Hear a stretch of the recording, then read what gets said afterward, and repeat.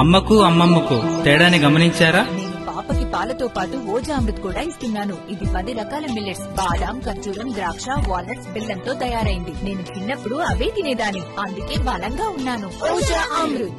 ఓజా అమృత్ ఎదిగే పిల్లలకు సంపూర్ణ పౌష్టికాహారం.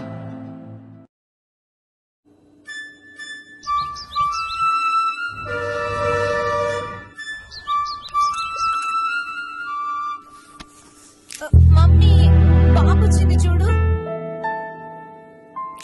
అమ్మా, పాపొచ్చిందంట చూడు. అమ్మకు అమ్మమ్మకు తేడాని గమనించారా? నేను పాపకి పాలతో పాటు ఓజా అమృత్ కూడా ఇస్తున్నాను. ఇది 10 రకాల మిల్లెట్స్, బాదాం, ఖర్జూరం, ద్రాక్ష, వాల్నట్స్, బెల్లంతో తయారైంది. నేను చిన్నప్పుడు అవే తినేదాన్ని, అందుకే బలంగా ఉన్నాను. ఓజా అమృత్.